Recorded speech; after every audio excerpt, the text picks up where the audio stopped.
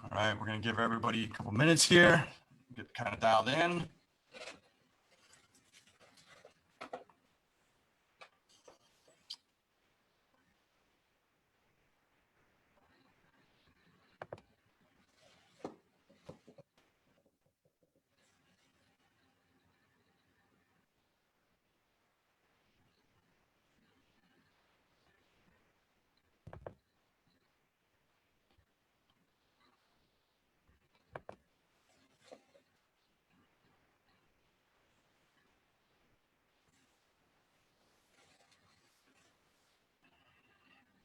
All right, just another minute or so. It's 7:03, and we will get going. So I think we may just start anyway. All right, so good evening. Thank you, everybody. Q loves you, coming to you live. Happy Memorial Day. We have quite an interesting show for you. And you know what? And thank you very much for joining us right now. I know a lot of people are out and about doing their thing, finally, to some extent. Obviously, try to be safe if you're out there doing that. If you are watching us, thank you. A lot of people will be watching us later. But I just wanted to say thank you very much for coming in and checking us out. We got a great Mindful Monday. We've got our friend, my good friend, and LAX air traffic controller, TJ Whalen joining us shortly. And of course, I will be joined by my good partner here in crime, Patrick Ney. I think, Patrick, are you there? Yes, I am here. Hello. My liege. Nice. What's happening? Wait, you got me to do this on Memorial Day? Come on, man. Well, listen, I'm such a go-getter. Listen, you know, money never sleeps, Patrick. You know what I'm saying? Whoa. All that money we're making. Like a car dealer from the 80s? Come on. Yeah, okay. I work for free. I'm the freest car dealer ever. You know what I'm saying? Anyway, but listen. Good to be here. Thank you. Good to be here. Thank you. You know, just to give my paid some homage for the day. We just want to say, you know, our respect and love to all the servicemen that have been here, and women. Sorry, I apologize, that have done their duty and lost their lives, and those that are still doing it and still battling and protecting our liberties and safety. You know, we owe everything to you, and we appreciate everything that we've got. And I just want to probably take a couple seconds, if everybody doesn't mind. I'm just going to take a couple seconds. Patrick and I, at least, and TJ, who's on the line, you'll meet shortly. I'm going to take a couple seconds, just a couple moments of silence, if we don't mind. So, moment of silence.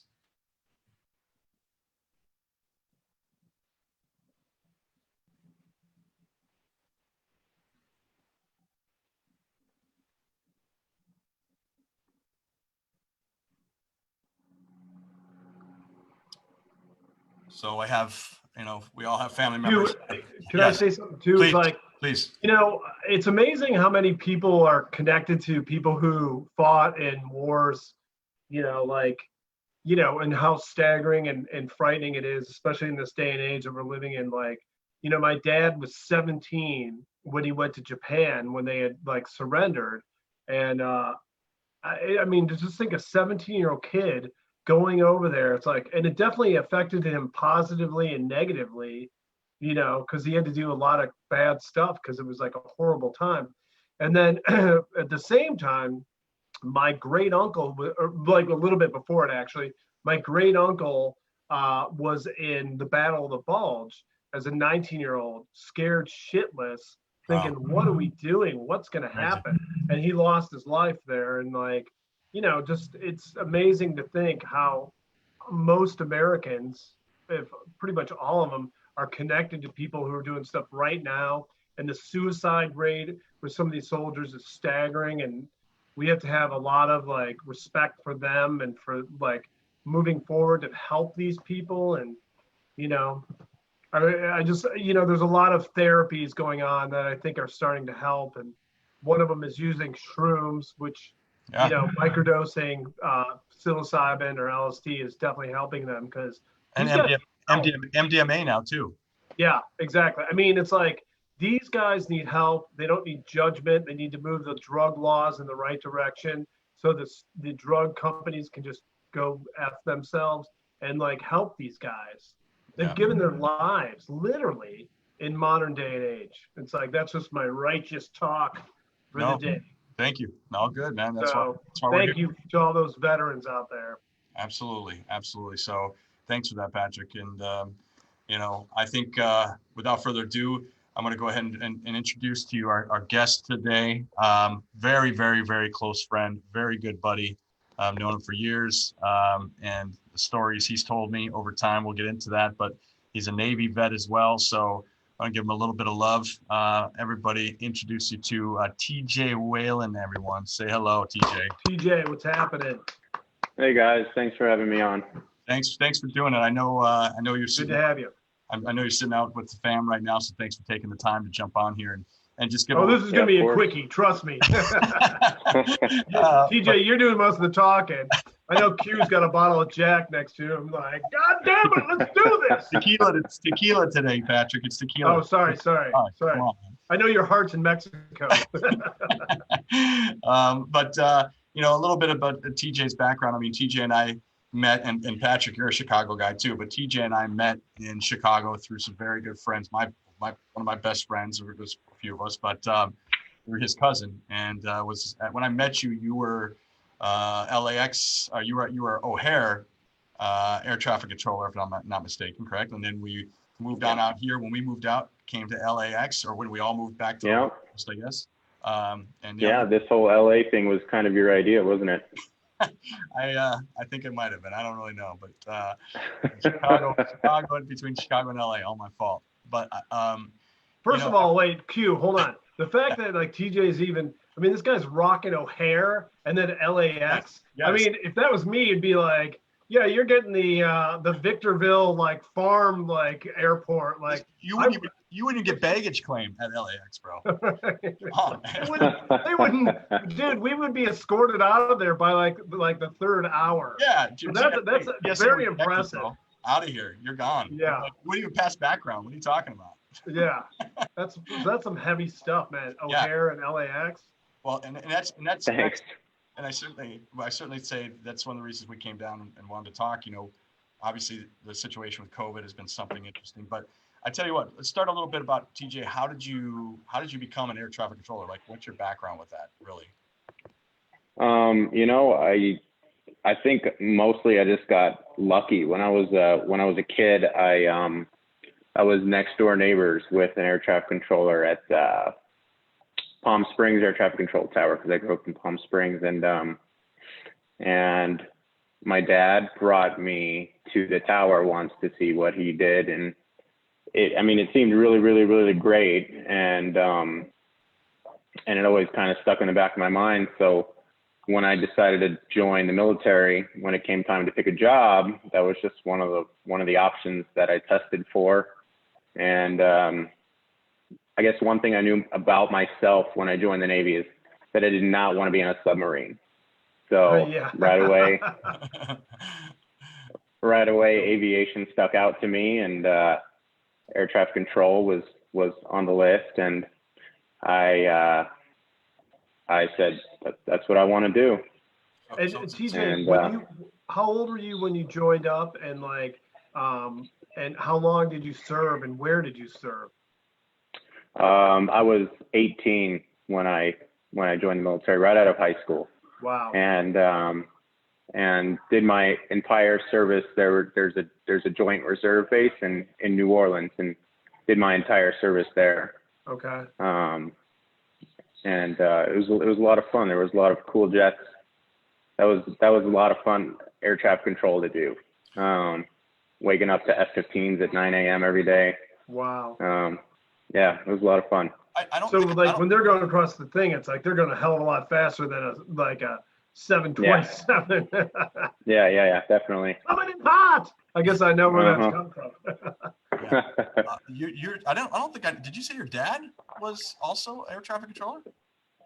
No, my dad, my neighbor was. Oh, your and neighbor, my dad, him and my dad were close friends, and my dad brought me to his work to see what he does.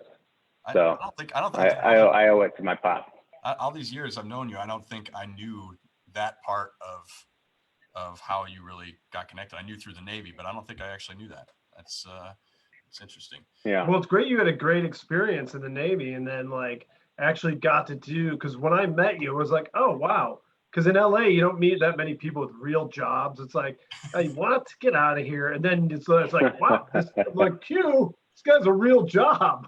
That's a real thing. I mean, working in LA can be, you meet a lot of people doing stupid stuff. So it's always interesting to see somebody who like really has an effect on society. And the fact that you went into the Navy with that in mind, and they provided you this gig for you, it's incredible.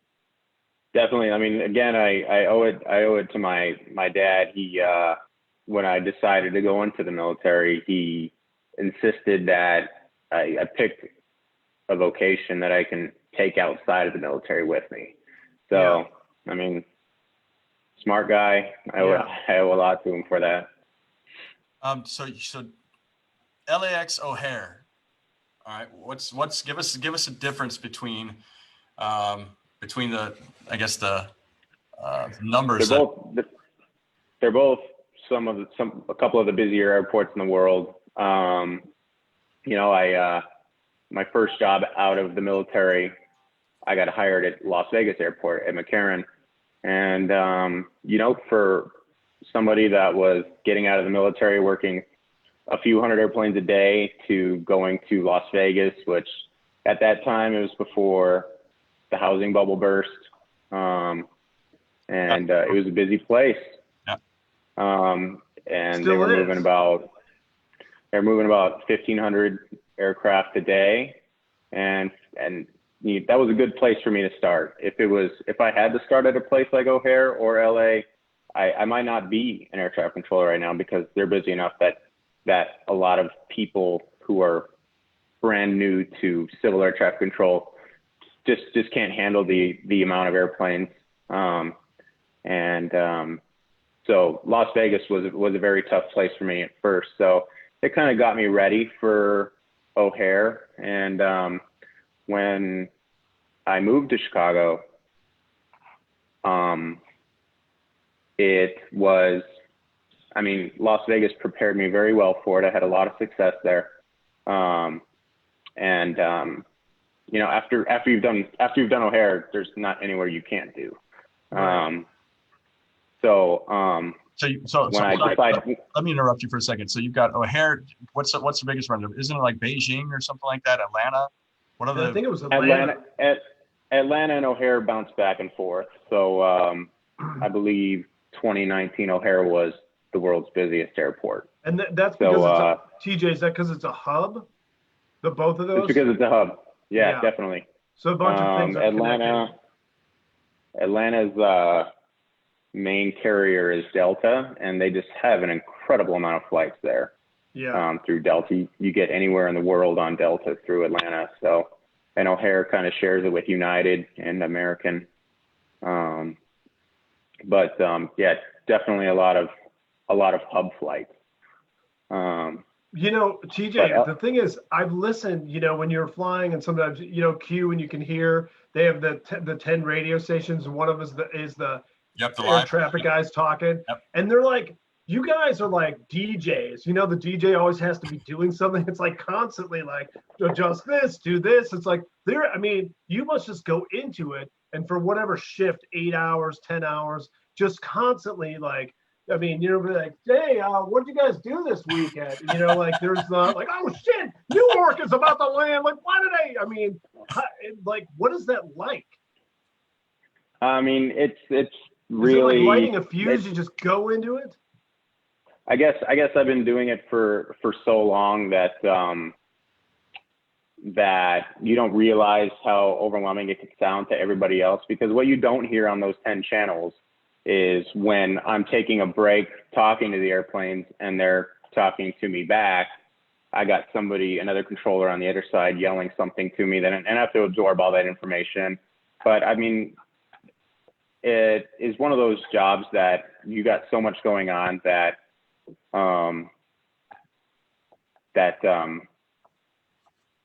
Just flies time by. just flies. So Yeah. what are you doing now? What are your sessions? You've got 1 hour on Shifts. your shifts. What are they typically? Well, yeah, it's changed over the years, but LAX is a little different than O'Hare in that manner. But when I was at O'Hare, we would do hour on and then take an hour off. They would give you your due diligent break, just so you can unwind. And they had a gym there. You could work out on your break. You know, I mean, sometimes you would push that button to talk to an airplane and you don't let go of that button for 30 minutes, because it was busy enough of an airport. And I believe it's the only airport in the world that did this, is you don't let go of the button to let the pilots read back their instructions, because there's so many airplanes there that you don't have time to have every pilot just read back what they were saying. You push the button and you talk to airplanes for sometimes it'd be over 100 airplanes in an hour. Wow. Yeah. And how far do you talk to them until they get to the destination? Is there a place like, Airspace? yeah, he's in Denver, you should, like Chicago, you take him? I mean, it's like, how does that work? They're always talking to one of us, but I've always worked in the terminal aspect, is what it's called, of air traffic control, which is just the towers that you see. So my jurisdiction of control ends when they're airborne, and then I hand them off to another controller who's in a radar facility that hands them over to another radar controller that is in a high altitude radar facility. Wow. Yeah. So they go ahead. They typically call me for a landing clearance about 5 to 15 miles out, depending on the weather. And then after they're airborne, about a half mile off the departure into the runway, I'll ship them to another controller to receive further instructions. And so weather's probably the biggest pain in the ass for what you guys do. Yeah, definitely. Weather deviations, and yeah, definitely. In the tower aspect, it's especially stressful because you just see the line of airplanes getting longer when you're running airplanes 3 miles apart, and then the radar facility calls and says, hey, we have some weather to the east.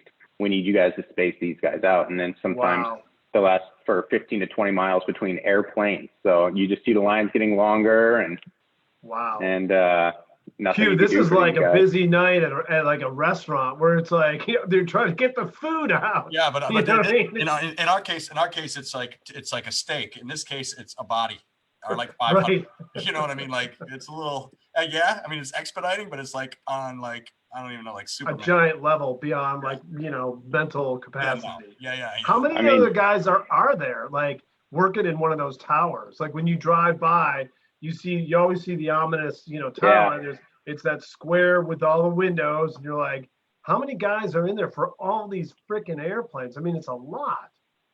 Yeah, it just depends on the time of day. You know, at LAX there's a 8:30 rush, and you know, we're fully manned for that, and there's about 8 controllers up there, including a supervisor. But at O'Hare, a busy place, might be 15 to 17 controllers up there.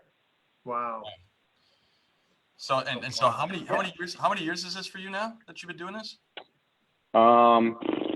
I'm going to hit 14 this year. 14 civil, 4 years Navy. Wow. So my whole adult life. Yeah. Wow. And how long did it take you before you were like, I think I got this? You know, not till I was certified at O'Hare. So civilly, maybe 6 or 7 years. I felt confident, but there was a point where I realized that I knew how to separate the airplanes, and then the things that I learned in Chicago kind of taught me how to do it really, really well. So basically just tighten things up a little bit because you have less space, right? I mean, keep everything a lot tighter. I mean, tighter. yes, the demand is there. So, I mean, what a big jump though. You go from like, right to O'Hare. That seems crazy. Like, they could have given you Midway. It's like, work at Midway for a month, then you can come over to O'Hare. I mean, that's like going right into the majors. I wanted to see if I could do it. A supervisor at Las Vegas once told me that if you could do it at O'Hare, you could do it anywhere. And that's when I said, I want to see if I can do it at O'Hare. Yeah. So I'm really, really, really proud to have worked there. Maybe someday I'll work there again, but, Wait, what? What are you talking about? Maybe someday. Keeping options open. Are you dropping hints right now? Keeping options open. Chi-town, baby. What's wrong with that? I'm putting this back on the team screen here. Wait a second. I don't even want to. Don't make me start. No.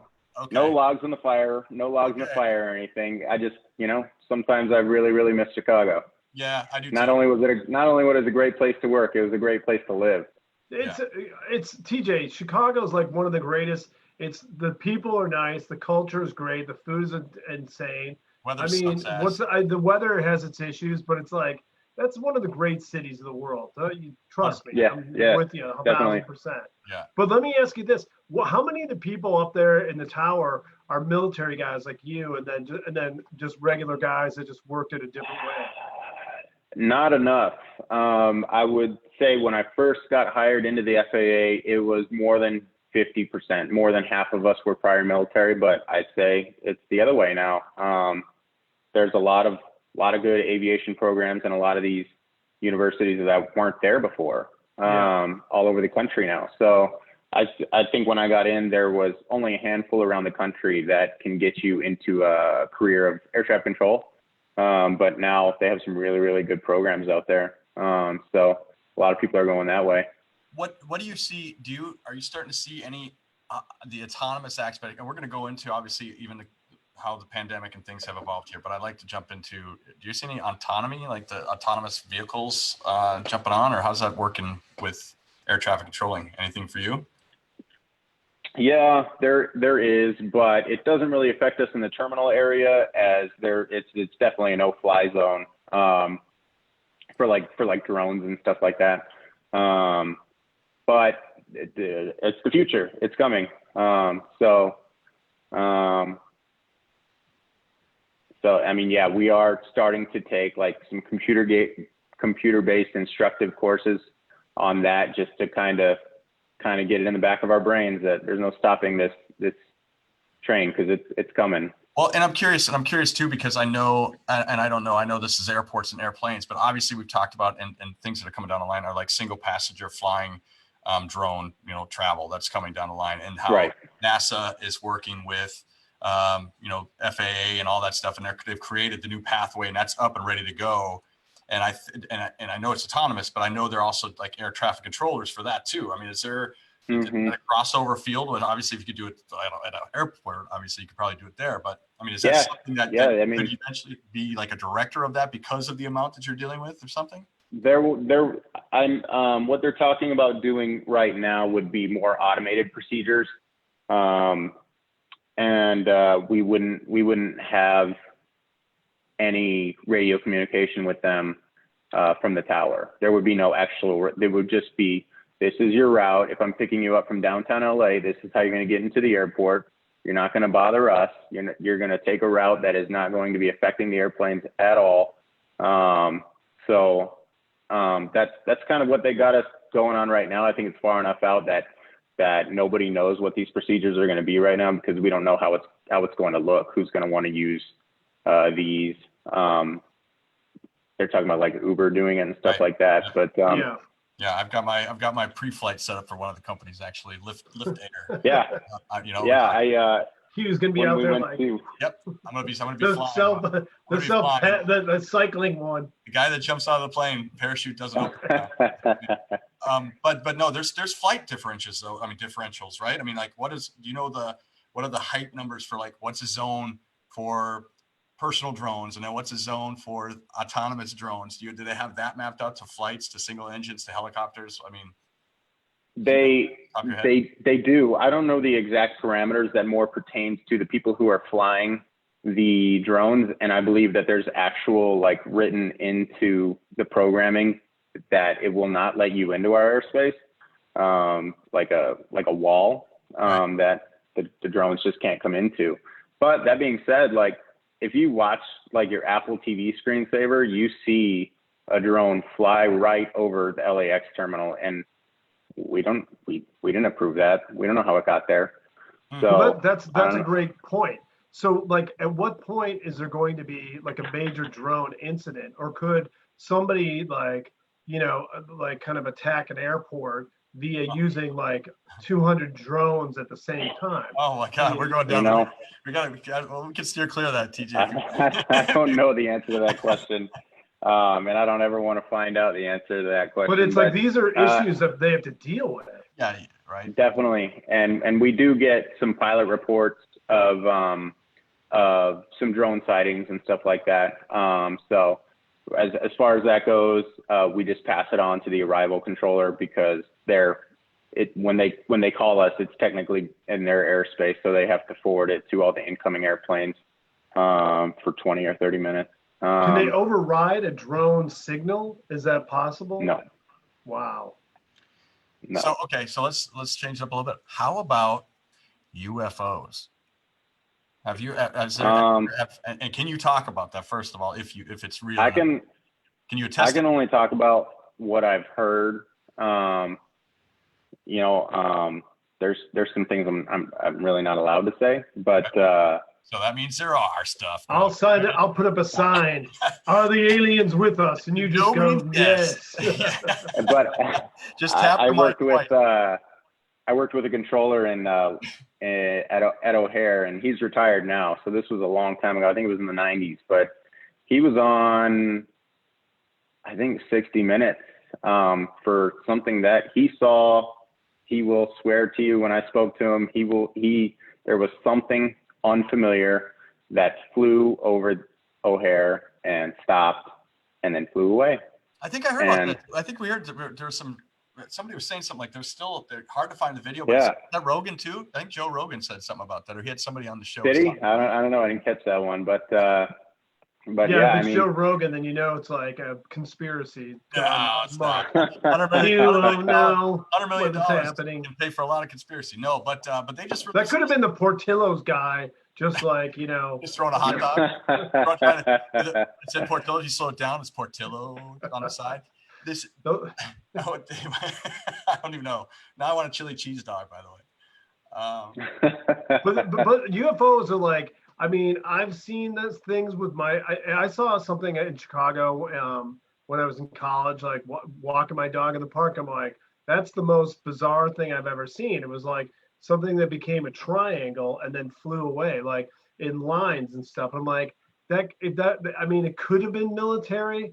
I mean, in the very same spot, they're like, when I was a little kid in the early 70s, they would have missiles at this little like base. I mean, this base was tiny, but they had missiles at it. So, but this is a whole different thing. And I think everybody's seen stuff. And I think you guys probably are privy to a lot of that. Yeah. I mean, not as much as you would think, but I mean, not too long ago, didn't the president just release some video of Pentagon UFOs? Two of them. They just released, they released them out. Yeah. One of those. Let me distract you from the COVID for a minute. Here's some UFO tape.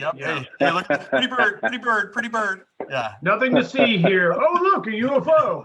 Well, you know what? So a nice lead there, TJ, into the COVID. So give us a little insight into how it. I mean, obviously we know the airport slowed down, and you know what? And I actually traveled yesterday.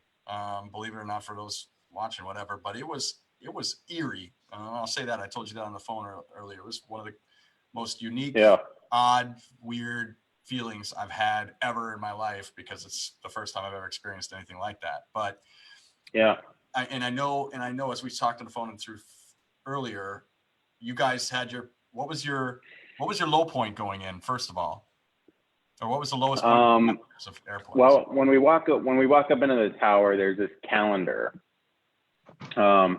and somebody counts the airplanes at the end of the night and writes the total of number of airplanes that we did.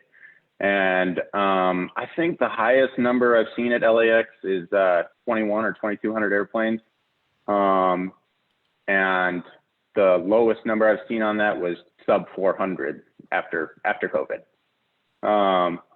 So it's really, really slow.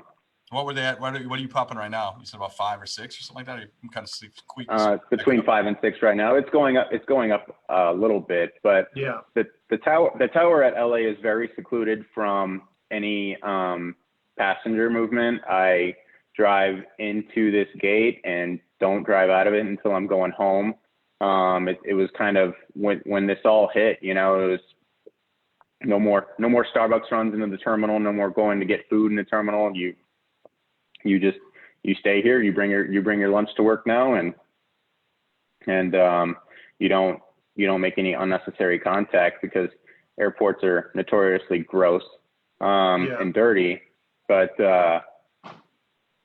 so, I mean, the second you stepped into an airport the other day, you officially had more information on this than I did, what it's like being in an airport. But every now and then we would ask an airplane, how many you got on board? And I remember there was like a JetBlue airplane that was flying to Buffalo, and he told me there was 8 passengers on board, including the crew. Wow. That means there are 3 or 4 people on there then, right? I mean, yeah, which is probably normal for Buffalo, but damn. Anybody watching from Buffalo, game on. Nice. Nice. There you go, TJ. I've been waiting for you to come out. There you go. Yeah, what cities are the dorkiest? Buffalo. They only have 2 engines. The flights that are being like scheduled, I mean, are a lot of those being canceled? Like what because I mean, Q flew the other day, and I mean, so you got on your flight, no problem. But like, I would think like a lot of them are just canceled. It was. Well, sorry, I'm going to jump definitely. In. One of the curious thing was seeing the arrival departure boards blue with nothing on them, right? One board out of like 4 or 5 that had flights on them. When this whole thing, you usually are walking in, it's like, where's my flight? You can't find it for 3 or 4 minutes. Have to go down the alphabet, right? Like a Rolodex. Yeah. I walked up, there's like, and this is at like 6 in the afternoon, 6 at night. Like wasn't like late, So it was really, anyway. But cancellations, or they just change up flights more so than anything over time? Yeah, they just changed them up. I can't really speak to how many like each individual airline canceled, but I did recently catch wind that like Delta's adding 150 flights a day soon. I don't know about like American or United, but I actually flew on Delta last night, which I don't usually, and the flight was full from where I was to where I was coming into. The only seats that were open were in the middle. So everybody had masks on, but the middle seats in all the rows were open. So we were still within, a foot and a half of somebody's head, or foot and a half, right? So anyway, talking about Delta, just for anybody's knowledge out there flying, if you're curious about it, and it wasn't busy in the airport, but that flight specifically. So you may have that happen, and I'm going to sit down and quarantine for a couple of days until I have to maybe go get a test like you're talking about, right? Teach. Yeah, definitely. Yeah. I got tested a couple weeks ago. My wife and I went to one of the drive-through places in LA, and it's free for LA residents as far as I know still. I think I sent you that link. Yeah, you did. And I just, I'm trying to think of the name of it. I was trying to. And I think Q, we should just hose you down. I don't think you need to be quarantined. Well, you just need like a carrot Silkwood. Yeah, I could drink some, but yeah, so God. Oh my God, Chernobyl. Oh, that's not cool.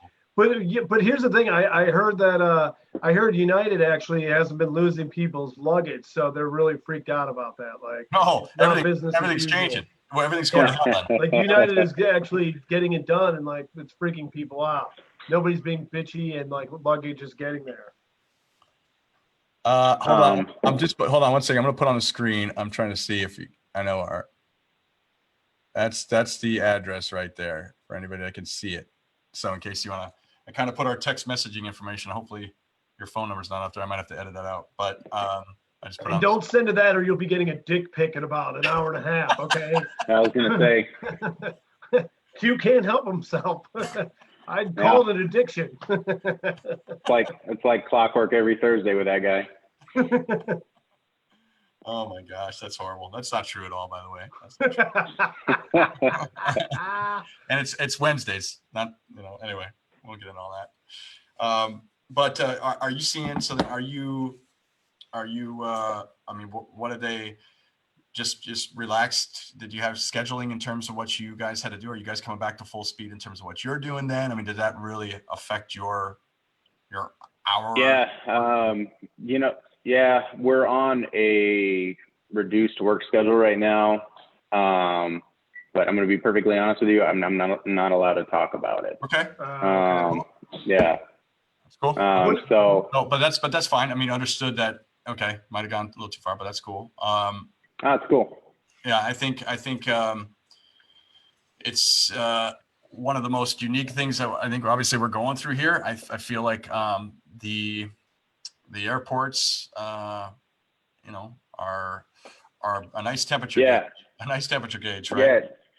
I can say for the 40 controllers that do work there, we're just trying to minimize contact between everybody because everybody has contact with their families and then comes to work. So we're just trying to, there's some of my coworkers I haven't seen in 2 months.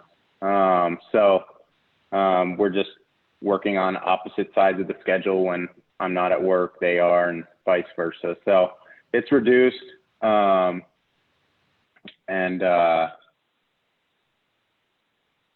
think that's all I'm allowed to say about that. Okay, that's fine. What about what are they saying about like you can't fly? When are they gonna start doing like overseas flights again? Man, you'd be surprised. Like somebody was reading an air traffic clearance at work not too long ago, and the airport code for the Hong Kong airport is VHHH.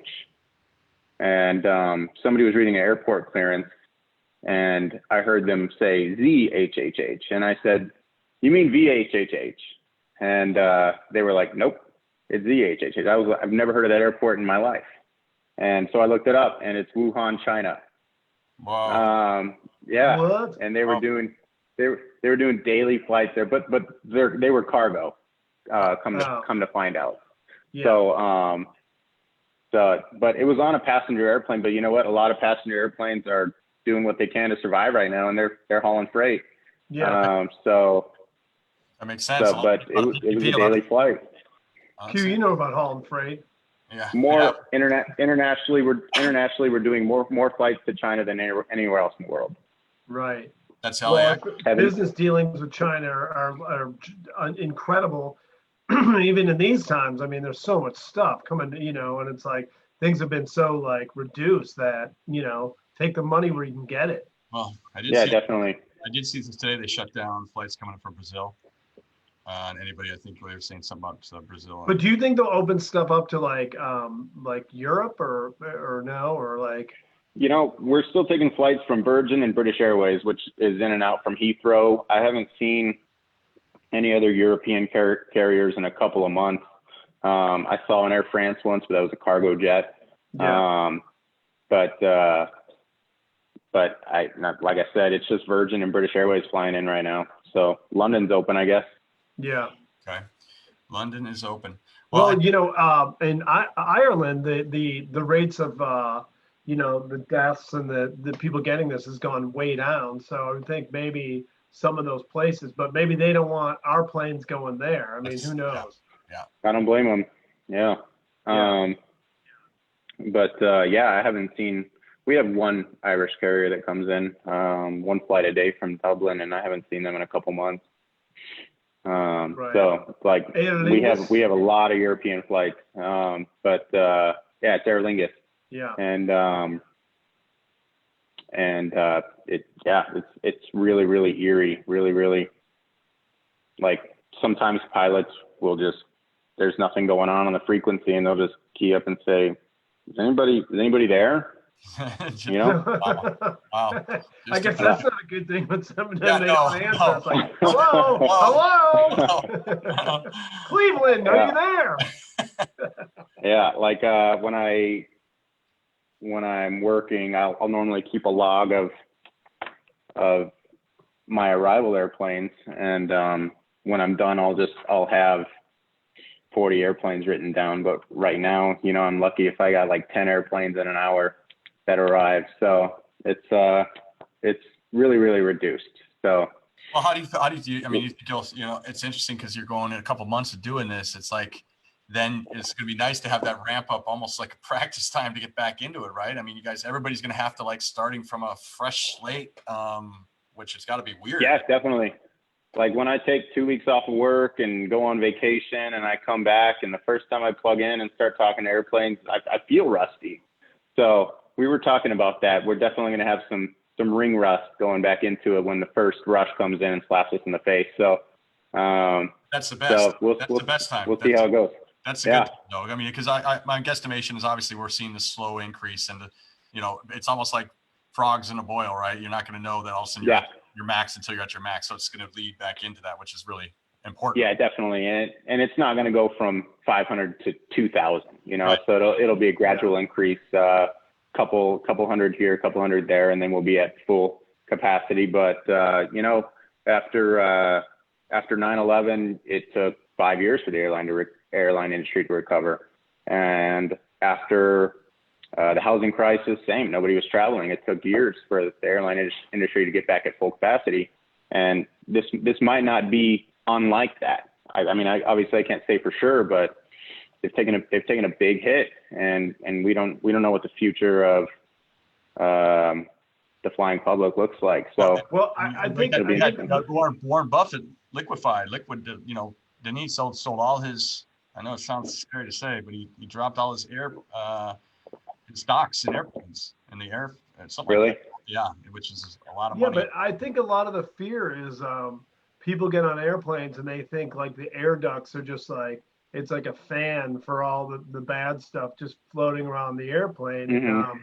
I think if there is a way they can manipulate that positively and like filter it better or whatever, and like, you know, recirculate, which might cost more, but could be like a game changer. They're doing, I thought they were loading up, a lot of places are doing like medical grade now, filtration systems that they do in hospitals. There are a lot of airplanes are replacing that with. Yeah, I mean, think about it. It's like, especially in this country, if there's a way to figure a problem out, they will. And I really think that they will find ways to like make people feel more secure.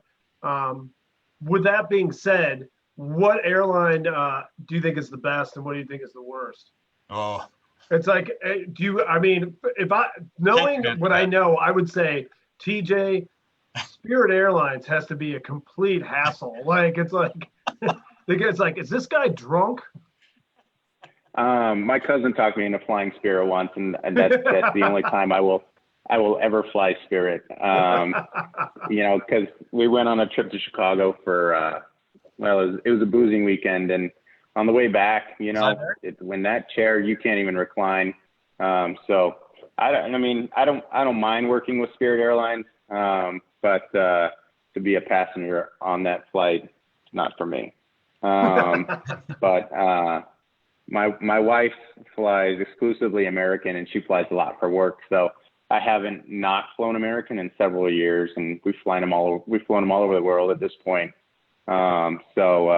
Yeah, but you're you're an air traffic guy. You walk out, they're like, hey, come on, this guy take care of this guy. I tell you, I've had experiences with TJ flying overseas, him and his wife, and got the got the VIP treatment on so many levels. Yeah, I won't go into how they are, but I do say there are certainly airlines that are much better than others. Yeah.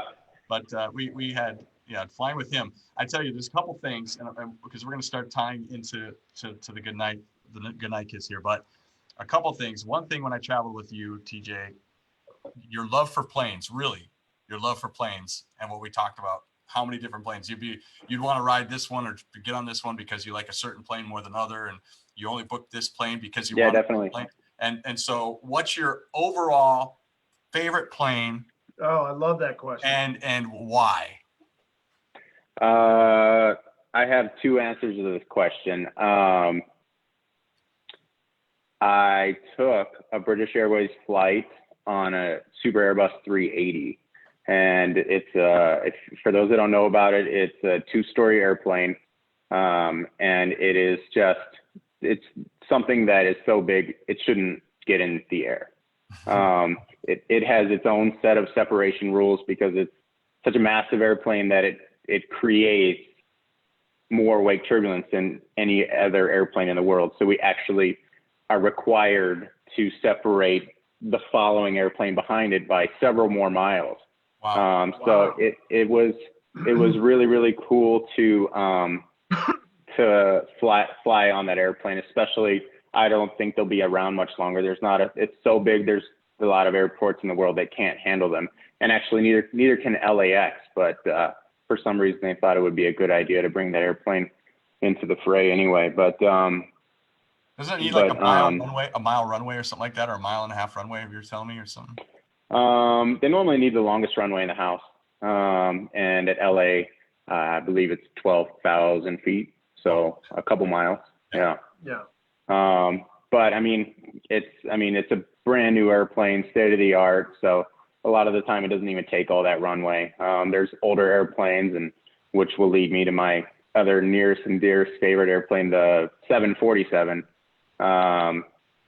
She's, we're seeing less and less of her. Yeah. She's a classic. There's a Dutch airliner, KLM, that just stopped all 747 service. It was built in the 70s. But they call her the queen of the skies. And for something that big to have been built in the 70s and still outperform most of the airplanes is really, really cool. When I was in Chicago, United had a 747 flight to, I believe it was Hong Kong, and they needed the longest runway in the house. And over there, it's about 13,000 feet. And if that runway is 13,000 feet, that United airplane took 12,500 feet of it every single time. Wow. I mean, there were times when I looked at the airplane and I said, they're not going to get off the ground. And, I'm glad I was wrong every time. Well, that's funny because like when I fly to Europe, I'll you'll go down, the international terminal, and you're like, oh, giant plane. And then it's like every time they get to mine, I'm like, wait, I'm flying like a Southwest Airlines size freaking plane to France. Like, come on. Like, Yeah. Cause cause then it's like flying a crop duster, and I'm kind of a chicken, not a huge chicken, but I like a calm thing. I like a calm ride. And it just seems like they're using smaller and smaller airplanes. And I don't know. It's just like like the last time I flew there like a year ago, it was like the whole way there it was like like, can't they go up like 20 feet or something? It's don't we have some super speeders coming online here shortly? Like some. They're just becoming really, really, really more efficient with the power of these jets and how much fuel they use. And there actually not too long ago, there was an airplane inbound from Tahiti to LAX, and it was right when COVID hit, and they found out that in the air on the way here, they found out that there were 2 possible passengers that were carrying COVID with them. So they didn't let them land. They made them, that airplane was to continue to Paris. And wait, so they went from Tahiti to Paris over the United inadvertently, States? inadvertently set the world record for longest passenger flight. Oh my God. And Yeah. somebody, they just get up high and they kind of almost have to glide a little bit, lock the engines down. I mean, the winds were with them. They had a tailwind. If it was a headwind, they couldn't have done it. They would have had to put it down somewhere. But yeah, it was one. Yeah. Tahiti to Paris. Wow. And yeah, I mean, that's the most efficient passenger airplane, I believe, in the world. When it was first coming out, I asked the pilot, how long could it stay in the air? And they said 22 hours. Wow. Yeah. Well, I just saw something about the new space program that they're coming out with, this new clone or drone that can stay in the air forever. It's like a new energy system that they're creating that it shoots energy directly, and it's almost solar, but it's not. It can stay forever. Never has to land. It's this new system that's coming up on board. Anyway, just going down. Yeah, well, but going from what you just said, it's like it inadvertently became the longest flight ever. Like, I didn't hear that. And also, I know this is gonna be the stupidest question, but like, how many movies, like, from or TV, like, I think even Laverne and Shirley tried to land like a plane one time, and it's like, does that ever really happen when they're like, somebody has to go and fly the plane, that like where pilots become incapacitated? Like, that's just bullshit, right? Like, that's never happened. No, that does happen, but it happens not in passenger airplanes. It happens with very inexperienced pilots. I forget the term for it, but we have to take a course on it every year. And at LAX, we would never see that. But at smaller airports, there's a lot of inexperienced pilots that are flying Cessnas, and will take it to too high of an altitude, and if the cabin's not pressurized, yeah, you become how high is that? Sorry, you become incapacitated. It's, if I was working at a smaller airport, I would pay more attention to this course, but it's one of those things that I just click through because it's never going to affect me. So I can't honestly speak to the numbers at what altitude that would happen, but it has. I've heard some recordings. Yeah. And it's a very real thing. Yikes. Wow. Yeah. Wow. Okay. So I tell you what, then I know you had. Q's bringing it in for a landing. I'm bringing. You see that? You like that? I changed. I'm gliding in right now. There it is. Q loves you. Anyway, I know you said no 15 times to me. I know you said no early on 15 times to me, and I told you, wait till the end. Let me drag you out of here, and let me hope that you'll do this for me. You feel comfortable enough to give me 20 seconds? Now, first of all, people can go to where to listen to you. There's frequencies people can go to, right? What was it that there's a website or something that people can go to? Liveatc.net. It's public information. You can listen to any airport in America on that frequency. Okay. On that. Okay. But now, to me, it's like listening to just another beautiful language when you guys talk. Like, I really don't understand. When we were flying overseas, so was it to your bachelor party? I mean, it was your bachelor party and you were doing the whole, you were going on and giving us. Yeah, I think it was. I couldn't breathe. I was keeled over because it was so amazing, but it was just sounded so funny. Can you give a quip? Can you give a 15, 20 second something fast to give an idea of what it sounds like? I'll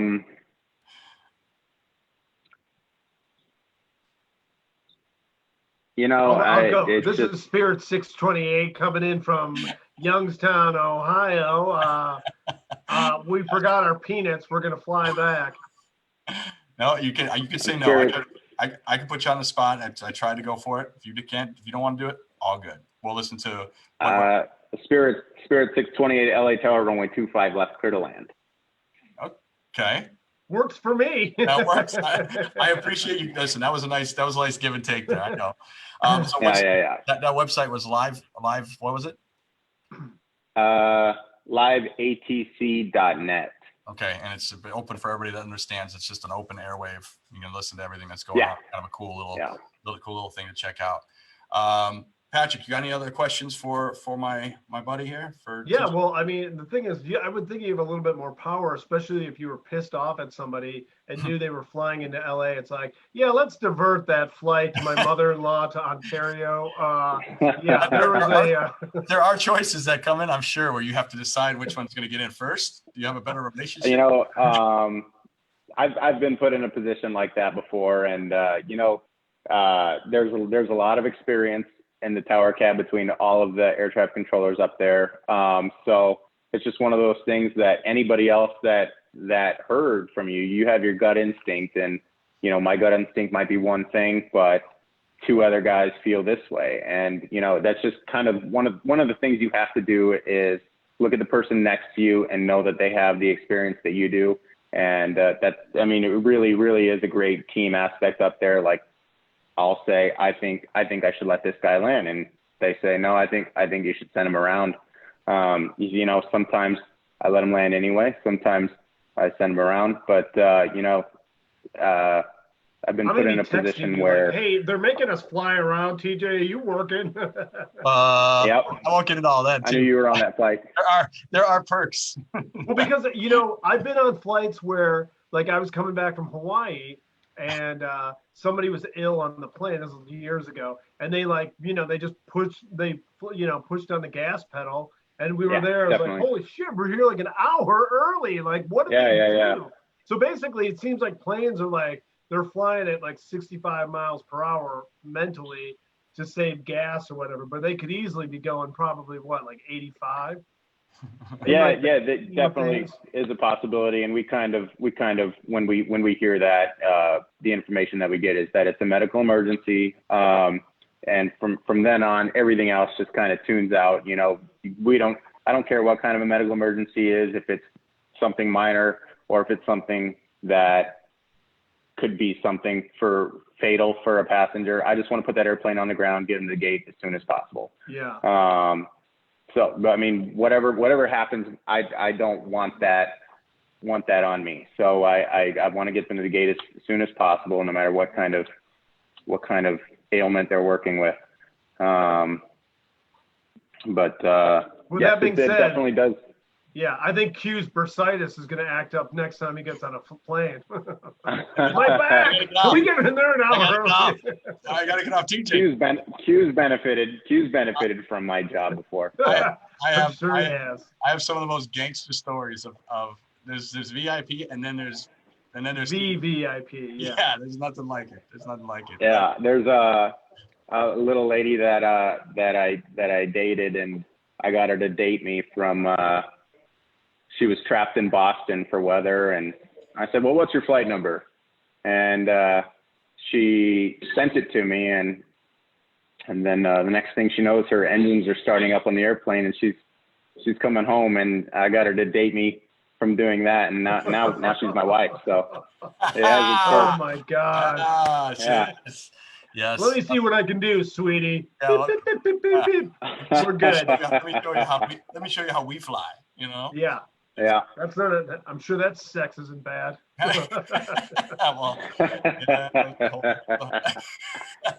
Sorry, Q. You run a clean show here. Oh yeah. You know. But I listen, TJ. I want to thank you so much. I know it's kind of outside your wheelhouse to do something like this, but I thought it was important just for people, especially right now, to get a kind of a feel. Yeah. What's going on? I appreciate you guys having me on. It was a lot of fun. Great.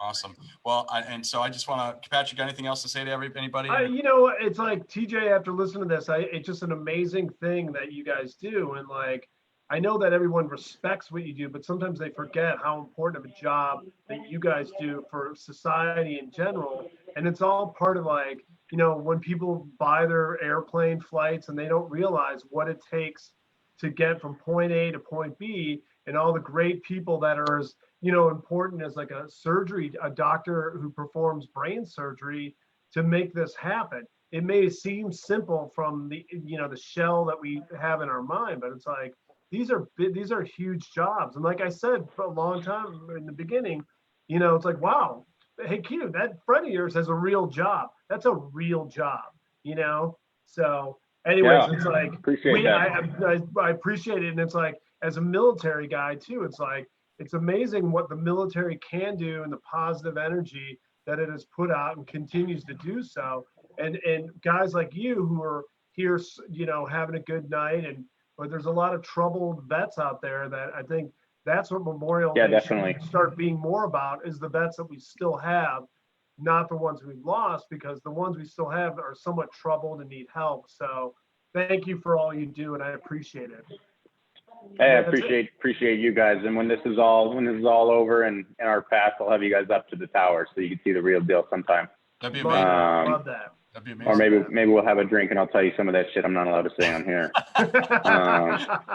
Well, I tell you what, you know, TJ, you are one of my dearest friends, as you know that, and you know, like you were saying, Yeah. Matt, in terms of his background and where he comes from, he's that leader of our friends, and as a person and a human, you wouldn't want anybody else up in that tower having your back, other than this guy. So Appreciate that. you know, really means a lot. You jumped on here, and I love you and appreciate you, man. And Love you too. all right, and so to Patrick, thank you very much for doing what you're doing tonight. Yeah, man, it was a real pleasure, TJ. Thanks, Cube. Yeah, nice talking to you, Patrick. Appreciate you. Right back at you.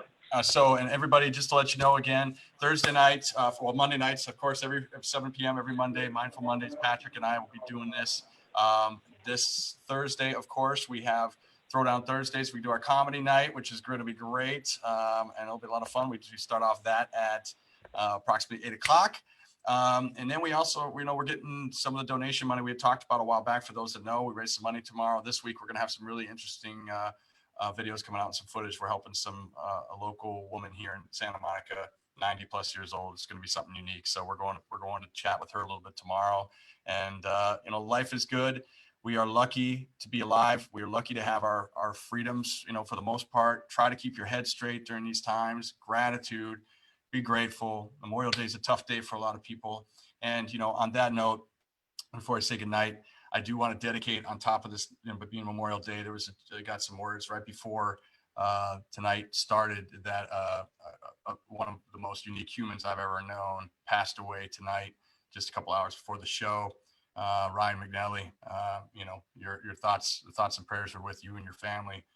Charisma, I'm sure she's having a tough time, but I just want to say much love, and you know, RIP Fresh. You'll be missed, buddy.